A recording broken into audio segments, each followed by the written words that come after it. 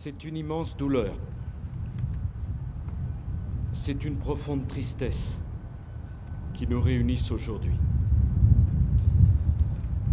Comment, devant ces cercueils, ne pas partager votre peine avec vous, qui les aimiez tant, ces enfants, ces mères, ces pères, ces frères, ces sœurs que vous aviez quittés pleins de vie et qu'une folie meurtrière vous a à jamais arrachés.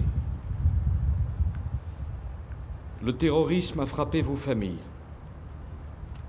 Il a déchiré les liens les plus tendres, les sentiments les plus forts qui lient les êtres qui s'aiment profondément. Le terrorisme n'a pas choisi ses victimes au hasard, comme on le dit trop souvent. Il a voulu détruire le bonheur. Il a voulu défigurer la joie de vivre. Il a voulu taillader avec une détermination sadique des vies heureuses, vos vies, leur vie.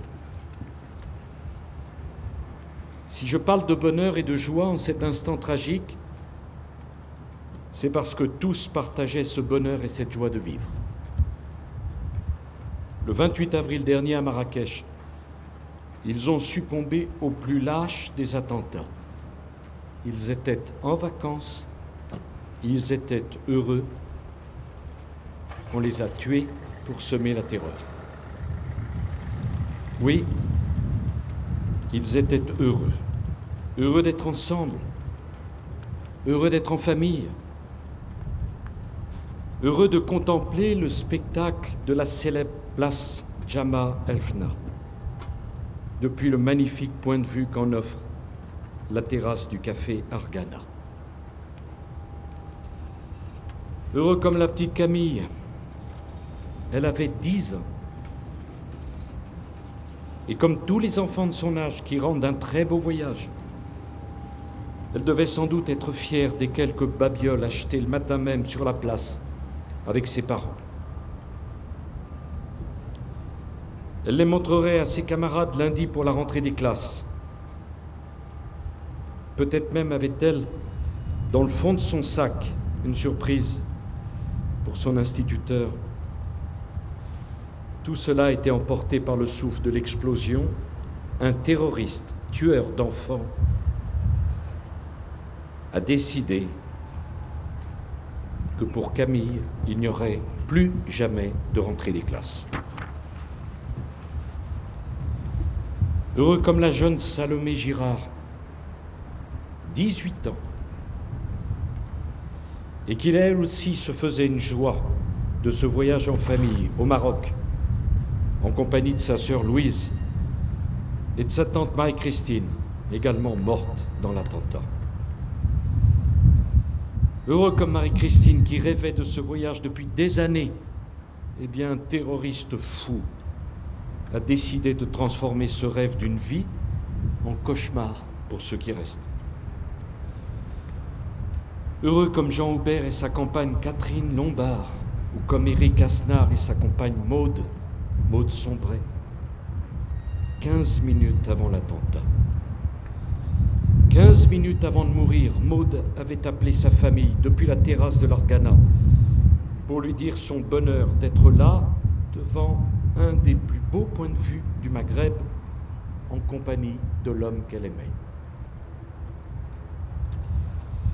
Heureux comme Angélique Gauthier et Ludovic, qui allaient bientôt se marier. Angélique avait fait les derniers essayages de sa robe de mariée avant son départ pour le Maroc. Cette robe, elle ne la portera jamais. Elle a été tuée par la bombe. Elle laisse un bébé de 4 mois qui grandira sans sa mère. Et il faudra tout son amour à Ludovic, blessé dans l'attentat, pour dire à leur petite fille, lorsqu'elle sera en âge de comprendre, combien sa mère était belle et heureuse sur cette terrasse avant qu'un terroriste barbare ne décide qu'elle devait mourir. Il y avait ce jour-là, place Jama Efna, au café Argana, 3 couples profondément épris qui étaient venus fêter leur amour sous le grand ciel bleu de Marrakech. 3 belles histoires d'amour qu'un terroriste aveuglé par la haine a donc décidé d'anéantir. Car bien sûr, rien n'a été laissé au hasard. Ni le lieu, la place la plus touristique de Marrakech, ni l'heure, car à midi, la place est noire de monde. Les terroristes visaient bien sûr le Maroc, mais ils visaient aussi de fait les touristes étrangers, et notamment français, qui aiment à se retrouver sur cette place unique. Car si les victimes ne sont pas toutes françaises, on compte parmi elles des Marocains, des Européens, un Canadien. C'est la France qui, avec 8 morts et 9 blessés, paye le plus lourd tribut à la haine terroriste. La France, je le dis ici, je le dis devant les corps rapatriés de 8 Français, dont une petite fille de 10 ans. Je le dis devant vous qui allez maintenant devoir vivre avec cette douleur, mais aussi avec ce terrible sentiment d'injustice qui nous habite tous ce soir. La France ne laissera pas ce crime impuni. Je fais bien sûr toute confiance aux autorités marocaines pour conduire l'enquête jusqu'au bout, identifier et juger les criminels qui sont à l'origine de ce massacre. Mais le combat contre le terrorisme ne relève pas de la responsabilité d'un seul pays. Ce combat est un combat collectif, un combat des États de droit contre des organisations criminelles qui ne sont rien d'autre qu'une mafia déguisée en armée de l'ombre. Les terroristes, mes chers compatriotes, savent désormais qu'ils n'auront aucun répit. Nulle part, jamais, où qu'ils se trouvent, où qu'ils se cachent, ils seront recherchés, suivis à la trace, débusqués par tous les moyens, et ils auront à rendre compte de leurs crimes. Chacun doit le savoir. Les démocraties ne laisseront aucun acte de terrorisme impuni. J'ai une pensée aujourd'hui pour les victimes innocentes, elles aussi, des attentats du 11 septembre, dont les instigateurs viennent d'être châtiés, comme les assassins de la place Jama Efna le seront un jour. Cela prendra le temps qu'il faudra, des mois, des années peut-être, mais ils paieront aussi. J'espère très sincèrement que nous obtiendrons au plus vite des résultats tangibles, mais si tel n'était pas le cas, je vous conjure de vous souvenir de l'engagement que je viens de prendre aujourd'hui devant vous. Certains d'entre vous perdront peut-être espoir et en viendront à penser que leur peine, leur souffrance, le souvenir des victimes devant lesquelles je viens de m'incliner a été oublié, effacé par d'autres événements, par d'autres crimes, ou simplement par l'écume des jours. Je le dis ici avec la plus grande solennité, la France n'oubliera rien. Et la France ne cessera jamais de réclamer justice. Dès à présent, des enquêteurs et des magistrats français travaillent en lien étroit avec la justice marocaine. Ils veilleront au respect du droit à la justice des victimes françaises. Mes chers compatriotes, face au terrorisme, il n'y a pas d'autre attitude. Ne jamais céder, ne jamais se laisser intimider, ne jamais renoncer à poursuivre les responsables au bout du monde s'il le faut, patiemment, résolument, méthodiquement, cet attentat d'une lâcheté misérable voulait atteindre le Maroc et peut-être la France. Il a surtout dévasté des familles qui ne faisaient là qu'exercer leur droit au bonheur.